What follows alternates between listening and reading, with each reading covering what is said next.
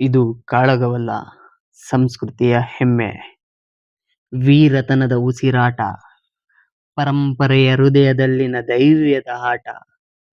Hi hello ಎಲ್ರಿಗೂ ನಮಸ್ಕಾರ. Welcome to my writing channel.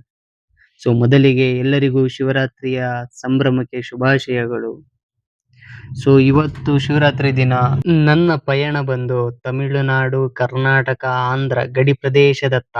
So ಬೆಂಗಳೂರಿಂದ ಸುಮಾರು 40ರಿಂದ 50 ಕಿಲೋಮೀಟರ್ ದೂರದಲ್ಲಿರ್ತಕ್ಕಂಥ ವಡಪಲ್ಲಿ ಅನ್ನೋ ಒಂದು ಗ್ರಾಮದಲ್ಲಿ ಇವತ್ತು ಈ ಜಲ್ಲಿಕಟ್ಟು ಅನ್ನೋದ್ರ ಬಗ್ಗೆ ಒಂದು ವಿಶಿಷ್ಟ ವಿಡಿಯೋ ಮಾಡೋದಕ್ಕೋಸ್ಕರನೇ ನಾನು ಮತ್ತೆ ನನ್ನ ಆತ್ಮೀಯರಾದ ಸುರೇಶ್ ಅವ್ರ ಜೊತೆ ಹೋಗ್ತಾ ಇದ್ದೀನಿ. ಸೊ ನಾನು ಪ್ರವೇಶ ಮಾಡ್ತಿದ್ದಂಗೆ ನನ್ನ ಕಣ್ಣಿಗೆ ಕಂಡಿದ್ದನ್ನ ನಾನು ಕವಿತೆ ಮೂಲಕ ಹೇಳಕ್ ಇಷ್ಟಪಡ್ತೀನಿ.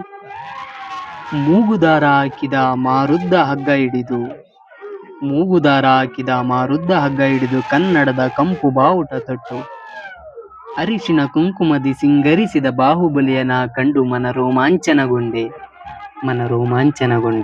ಬಂದು ಈ ತರ ವಿಡಿಯೋನ ಲೈವ್ ಅಲ್ಲಿ ನೋಡ್ತಾ ಇರೋದು. ಸೊ ಹೋಗ್ತಿದ್ದಂಗೆ 1-2-3 ಹಸುಗಳು ನಮ್ಮ ಅಪೋಸಿಟ್ ಆಗಿ ಬಂದು ಯಾವ ಕಡೆಯಿಂದ ಯಾವ ಹಸು ಬರ್ತಿದೆ ಅನ್ನೋದು ಗೊತ್ತಾಗ್ತಿರ್ಲಿಲ್ಲ. ಸೊ ಹಸು ಅನ್ನೋದಕ್ಕಿಂತ ಹೋರಿ ಅನ್ನೋಕೆ ಇಷ್ಟಪಡ್ತೀನಿ. ಹೋರಿಗಳು ಎಲ್ಲಿಂದ ಬರ್ತಿದ್ವು ಅನ್ನೋದೇ ಗೊತ್ತಾಗ್ತಿರ್ಲಿಲ್ಲ. ಸೊ ತುಂಬಾ ಭಯ ಅಂತೂ ಇತ್ತು. ಸೊ ಇಲ್ಲಿ ಒಂದು ರೂಲ್ಸ್ ಏನಪ್ಪಾ ಅಂದ್ರೆ ಸಿಂಪಲ್, ನಿಮ್ಮ ಜೀವಕ್ಕೆ ನಿಮ್ಮ ಒಂದು ಜವಾಬ್ದಾರಿ ಅದು ನಿಮ್ಮದೇ ಆಗಿರುತ್ತೆ. ಯಾವುದೇ ಒಂದು ಕಾನೂನಾತ್ಮಕವಾಗಿ ಇದಕ್ಕೆ ಪರ್ಮಿಷನ್ ಇದೆಯಂತೆ. ಸೊ ನಾನು ತಿಳ್ಕೊಂಡಿದ್ದೀನಿ. ಸೊ ಇಲ್ಲಿ ಯಾರಿಗಾದ್ರೂ ಏನಾದರೂ ತೊಂದರೆ ಆದರೆ ಅದಕ್ಕೆ ಯಾವುದೇ ರೀತಿಯ ಆಯೋಜಕರಾಗಿರಲಿ, ಆ ಒಂದು ಓರಿ ಮಾಲೀಕರಾಗಿರಲಿ ಯಾರೂ ಜವಾಬ್ದಾರಿ ಇಲ್ಲ. ಸೊ ಈ ಒಂದು ಹಬ್ಬದ ಬಗ್ಗೆ ತಮಿಳುನಾಡಿನ ಪುರಾತನ ಜನಪದ ಕ್ರೀಡೆ ಇದು, ಪಶು ಸಂಪತ್ತಿನ ಗೌರವ. ಸೊ ಇದನ್ನ ಈಗಿಂದ ಆಚರಣೆ ಮಾಡ್ಕೊಂಡ್ ಬಂದಿಲ್ಲ. ಸುಮಾರು ಕ್ರಿಸ್ತಶಕ 300-400ರ ಹಿಂದಿನ ಕಾಲದಿಂದ ಕೂಡ ಈ ಒಂದು ಹಬ್ಬ ಆಚರಣೆಯಲ್ಲಿದೆ. ಸೊ ಮೊದಲಿಗೆ ಇದನ್ನ ನಾವು ಏನಂತ ಕರಿತಿದ್ರು ಅಂದ್ರೆ ತಮಿಳುನಾಡಿನಲ್ಲಿ ಸಂಗಮ್ ಕಾಲದಿಂದ ಬಂದ ಈ ವೀರತನದ ಆಚರಣೆ. ಸೊ ಇದನ್ನ ಏರು ತುಳುವಲ್ ಅಂತ ಕರೀತಿದ್ರಂತೆ. ಸೊ ಅದು ಕಾಲಕ್ರಮೇಣ ಜಲ್ಲಿಕಟ್ಟು ಅಂತ ಆಯ್ತು. ಸೊ ಕನ್ನಡದಲ್ಲಿ ಇದನ್ನ ಹೋರಿ ಹಬ್ಬ ಅಂತ ಕರೀತಾರೆ. ಸೊ ಇನ್ನು ಕೆಲವು ಕಡೆ ನಮ್ಮ ಬೆಂಗಳೂರಲ್ಲೂ ಕೂಡ ಇದನ್ನ ಹೊಸಕೋಟೆ ಸೈಡ್ ಅಲ್ಲಿ ನಡೆಸ್ತಾರಂತೆ. ಸೊ ಪ್ರತಿಯೊಂದು ಕಡೆ ಈ ತರ ಒಂದು ರೋಮಾಂಚನಕಾರಿಯಾಗಿರ್ತಕ್ಕಂಥ ಜಾತ್ರೆಗಳು ಇದನ್ನೆಲ್ಲ ನೋಡ್ಬೇಕಂದ್ರೆ ಸೀರಿಯಸ್ ಆಗಿ ನಾವು ಮೊಬೈಲಲ್ಲಿ ನೋಡೋದು ತುಂಬಾ ಈಸಿ. ಲೈವ್ ಅಲ್ಲಿ ನೋಡ್ಬೇಕಾದ್ರೆ ನಮ್ಮ ಜೀವನ ಕೂಡ ಒಂಥರ ಭಯದಲ್ಲಿ ನಡೀತಾ ಇರುತ್ತೆ. ಸೊ ಈ ಎತ್ತುಗಳ ಹೆಜ್ಜೆ ಧ್ವನಿಯ ಸಂಸ್ಕೃತಿಯ ಸಪ್ಪಳ, ಎತ್ತುಗಳ ಹೆಜ್ಜೆ ಧ್ವನಿಯ ಸಂಸ್ಕೃತಿಯ ಸಪ್ಪಳ ಭೂಮಿಗೆ ಕಂಪಿಸುತ್ತದೆ. ಯುವಕ ಹೃದಯದಲ್ಲಿ ವೀರತ್ವ ಪೌರುಷದ ಗರ್ವ, ಯುವಕ ಹೃದಯದಲ್ಲಿನ ವೀರತ್ವ ಪೌರುಷದ ಗರ್ವ ಆಕಾಶದ ಎತ್ತರಕ್ಕೆ ಗುಡುಗಿದಂತಾಗಿದೆ. ಈ ಕವಿತೆ ಹೇಳ್ತಿದ್ದೀನಿ ಅಂದ್ರೆ ಆ ಒಂದು ಸ್ಥಳದಲ್ಲಿ ಆಗಿರ್ತಕ್ಕಂಥ ರೋಮಾಂಚನಕಾರಿ ಘಟನೆಗಳು, ಒಂದರ ಹಿಂದೆ ಒಂದರಂತೆ ಸಾಲಾಗಿ ನುಗ್ಗಿ ಬರುವ ಗೂಳಿಗಳು, ಅದನ್ನ ಹಿಡಿಯಕ್ಕೆ ಹೋಗಂತ ನಮ್ಮ ಮಾನವ ಗೂಳಿ ಅಂದ್ರೆ ತಪ್ಪಾಗಲ್ಲ. ಯಾಕೆಂದ್ರೆ ನಾವು ಮನುಷ್ಯನೂ ಪ್ರಾಣಿನೂ ಕಂಪೇರ್ ಮಾಡಿದಾಗ ತುಂಬಾ ವ್ಯತ್ಯಾಸಗಳಂತೂ ಖಂಡಿತ ನಾವು ಕಾಣಬಲ್ಬಹುದು. ಸೊ ಬಲದಲ್ಲಾಗಿರ್ಬೋದು, ಬುದ್ಧಿಲಿ ನಾವು ಬಲಶಾಲಿ ಆಗಿರ್ಬೋದು, ಬಟ್ ಹೋರಿಗಳು ಬಲಿಷ್ಠವಾಗಿರ್ತವೆ. ಸೊ ನೋಡಿ ಎಷ್ಟು ಅಲಂಕಾರ ಮಾಡಿರ್ತಾರೆ ಅಂದ್ರೆ ಪ್ರತಿಯೊಬ್ರು ಒಂದೊಂದು ಹೋರಿಗೆ ಒಂದೊಂದು ಹೆಸರು, ಅವರದ ಪ್ರಾಂತ್ಯದಾಗಿರ್ಬೋದು, ಅವರ ಊರಿಂದಾಗಿರ್ಬೋದು, ಅವರದ ಮನೆತನದಾಗಿರ್ಬೋದು, ಆ ಊರಿ ಮಾಲೀಕಂದಾಗಿರ್ಬೋದು, ಅಥವಾ ಆ ರಾಜ್ಯದಾಗಿರ್ಬೋದು, ಅವನ ಅಭಿಮಾನಗಳದು. ಫಾರ್ ಎಕ್ಸಾಂಪಲ್ ಚಲನಚಿತ್ರ ನಟರದಾಗಿರ್ಬೋದು, ಹೀರೋಗಳದಾಗಿರ್ಬೋದು, ಪ್ರತಿಯೊಬ್ಬರದು ಒಂದೊಂದು ಹೆಸರಿನಲ್ಲಿ ಆ ಹೋರಿಗಳಿಗೆ ಹೆಸರುಗಳಿಟ್ಟು ಅವರು ಸಾಕಿ ಅದನ್ನ ಚೆನ್ನಾಗಿ ಪಳಗಿಸಿ ಇಲ್ಲಿ ಓಡಿಸ್ತಾರೆ. ಅಂದ್ರೆ ನಿಜವಾಗ್ಲೂ ತುಂಬಾ ಚೆನ್ನಾಗಿದೆ. ಬಟ್ ಇದನ್ನ ನೋಡಕ್ ಹೋಗಿ ಅಂತ ನಾನು ಹೇಳ್ತಾ ಇಲ್ಲ, ಯಾಕೆಂದ್ರೆ ಇದು ತುಂಬಾ ಅಷ್ಟು ಈಸಿಯಾಗಿ ಆರಾಮಾಗಿ ಕುತ್ಕೊಂಡು ನೋಡ್ಕೊಂಡು ಬರೋ ಅಂತ ಪ್ಲೇಸ್ ಅಲ್ಲ. ಯಾಕೆಂದ್ರೆ ಇಲ್ಲಿ ಯಾವುದೇ ರೀತಿ ನಿಮ್ಮ ಜೀವಕ್ಕೆ ಸೆಕ್ಯೂರಿಟಿ ಅನ್ನೋದು ಇಲ್ಲಕ್ಕೆ ಇಲ್ಲ ಫಸ್ಟ್ ಆಫ್ ಆಲ್. ಸೊ ಬೇಕಾದ್ರೆ ಇದನ್ನ ಬಗ್ಗೆ ನೀವು ತಿಳ್ಕೊಳ್ಳಿ ಇನ್ನೂ ಚೆನ್ನಾಗಿ. ನನಗೆ ಗೊತ್ತಿರೋದು ನಾನು ಹೇಳ್ತಾ ಇದ್ದೀನಿ. ಸೊ ಹಾಗಾಗಿ ಮಧ್ಯ ನಾನು ಕವಿತೆಗಳ ಮುಖಾಂತರ ನನ್ನ ಒಂದು ಶೈಲಿನ ನಾನು ಇದರಲ್ಲಿ ವರ್ಣಿಸೋಕ್ಕೆ ಟ್ರೈ ಮಾಡ್ತಾ ಇದ್ದೀನಿ. ಸೊ ಏನಾಯ್ತು ಅಂದ್ರೆ ಮಧ್ಯದಲ್ಲಿ ನಾನು ಒಂದು 2-3 ಇನ್ಸಿಡೆಂಟ್ಸ್ ನೋಡಿದೆ. ಹುಡುಗರು ಆ ಒಂದು ಹೋರಿನ ಬಿಟ್ಟ ತಕ್ಷಣ ಅದು ಕೋಪದಲ್ಲಿ ಓಡ್ತಾ ಇರುತ್ತೆ, ಅದನ್ನ ಹಿಡ್ಕೊಳ್ಳೋದಿಕ್ಕೆ ಹೋಗ್ತಾರೆ.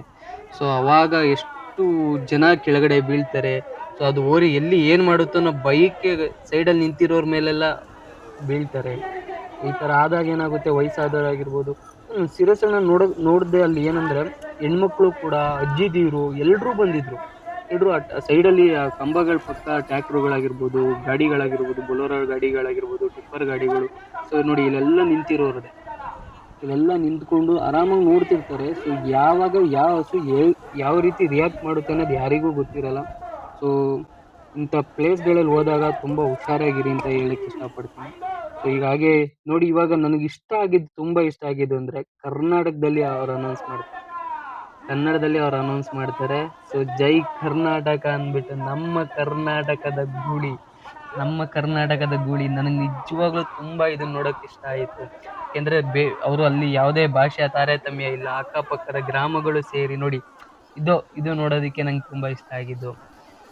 ನಮ್ಮ ಅಲ್ಲಿ ಭಾಷೆ ಅನ್ನೋದು ಏನಿಲ್ಲ, ಎಲ್ರೂ ಸೇರ್ಕೊಂಡಿದ್ದಾರೆ. ಕನ್ನಡದವರು ಇದ್ದಾರೆ, ಆಂಧ್ರದವರು ಇದ್ದಾರೆ, ತಮಿಳ್ನಾಡವರು ಇದ್ದಾರೆ. ಎಲ್ರೂ ಸೇರ್ಕೊಂಡು ಎಷ್ಟು ಜಾಲಿಯಾಗಿ ಎಷ್ಟು ಸಂತೋಷವಾಗಿ ಮಾಡಿದ್ರು ಅಂದ್ರೆ, ಈ ಒಂದು ಜಾತ್ರೆ ನಾವು ಎಲ್ಲಾ ಕಡೆ ದೇವಸ್ಥಾನ ಜಾತ್ರೆಗಳು ನೋಡಿದ್ವಿ, ಆಟ ಸಾಮಾನುಗಳು ಇಟ್ಕೊಂಡು ಅದು ಇದು ಮಾಡ್ಕೊಂಡು. ಇದನ್ನ ನೋಡೋದಕ್ಕೆ ನಿಜವಾಗ್ಲೂ ಡಬಲ್ ಗುಂಡಿಗೆ ಬೇಕು. ಸೀರಿಯಸ್ ಆಗಿ ಹೇಳ್ತಿದ್ದೀನಿ, ಇದನ್ನ ನೋಡೋದಕ್ಕೆ ನಿಜವಾಗ್ಲೂ ಡಬಲ್ ಗುಂಡಿಗೆ ಬೇಕು. ಸೊ ಅದ್ರ ಬಗ್ಗೆ ಈಗ ಒಂದು ಸಣ್ಣ 2 ಲೈನ್ ಕವಿತೆ ಹೇಳ್ತೀನಿ. ಎಡವಿ ಬಿದ್ದವನ ಎದೆಯ ಮೇಲೆ ಕಾಲಿಟ್ಟು ನುಗ್ಗುವ ಹೋರಿಗಳ ಹಿಡಿಯಲು ಎದೆಯ ಗುಂಡಿಗೆ ಇದ್ದರೆ ಮಾತ್ರ ಸಾಕು. ಎದೆಯ ಮೇಲೆ ಕಾಲಿಟ್ಟು ನುಗ್ಗುವ ಹೋರಿಗಳ ಹಿಡಿಯಲು ಎದೆಯಲ್ಲಿ ಗುಂಡಿಗೆ ಇದ್ದರೆ ಮಾತ್ರ ಸಾಲದು, ಹಿಡಿಯುವ ನಾಜೀಕು ಇರಬೇಕು. ಇಲ್ಲದಿದ್ದರೆ ನೀ ಸುಮ್ಮನೆ ನಿಂತು ನೋಡಬೇಕು. ನಾನು ಕೂಡ ಅದನ್ನೇ ಮಾಡ್ತಿದ್ದೆ, ಸುಮ್ಮನೆ ನಿಂತು ನೋಡ್ತಿದ್ದೆ. ಆದರೂ ತುಂಬಾ ಹೇಳ್ಬೇಕಂದ್ರೆ ಸೀರಿಯಸ್ ಆಗಿ ತುಂಬಾ ಭಯ ಅಂತೂ ಆಯ್ತು. ನೋಡಿ ಅಲ್ಲಿ ಆ ಹುಡುಗರು, ಅವ್ರ ಜೋಶ್, ಅವ್ರ ಎನರ್ಜಿನ ನೋಡ್ಬೇಕು ನೀವು. ವಯಸ್ಸಾದವರಾಗಿರ್ಬೋದು, ಇನ್ನ ಚಿಕ್ಕ ಮಕ್ಕಳು, ಇನ್ನ ಒಂದು 12-13 ವರ್ಷ ಹುಡುಗರು ಇರ್ತಾರೆ, ಅವರು ಅದು ಏನು ಕ್ರೇಜ್, ಅವ್ರಿಗೆ ಭಯ ಆಗಲ್ವಾ ಅಥವಾ ತಮ್ಮ ಜೀವದ ಮೇಲೆ ಅವ್ರಿಗೆ ಆಸೆನೇ ಇಲ್ವಾ, ಅದು ನನಗೆ ಗೊತ್ತಿಲ್ಲ. ಬಟ್ ಸೀರಿಯಸ್ ಆಗಿ ಹೇಳ್ತಿದ್ದೀನಿ, ನನಗೆ ಈ ಒಂದು ವಿಡಿಯೋ, ಈ ಒಂದು ಪ್ಲೇಸ್ನ ತೋರಿಸಿದ್ದಕ್ಕೆ ಸುರೇಶ್ ಅವ್ರಿಗೆ ಥ್ಯಾಂಕ್ಸ್ ಹೇಳ್ತೀನಿ. ಸೊ ಓಕೆ, ಎಲ್ರಿಗೂ ನಮಸ್ಕಾರ. ಈ ವಿಡಿಯೋ ಬಗ್ಗೆ ನಿಮ್ಮ ಅನಿಸಿಕೆ ಹೇಳಿ. ನೀವು ಯಾರಾದರೂ ನಿಮ್ಮ ಸೈಡ್ ಅವ್ರ ಬಗ್ಗೆ ಇದಕ್ಕಿಂತ ಚೆನ್ನಾಗಿ ವಿಡಿಯೋಗಳನ್ನ ಮಾಡುತ್ತದೆ, ಅಂದರೆ ಇದಕ್ಕಿಂತ ಚೆನ್ನಾಗಿ ಆಚರಣೆ ಮಾಡಿದ್ರೆ ತಿಳಿಸಿ. ಧನ್ಯವಾದಗಳು.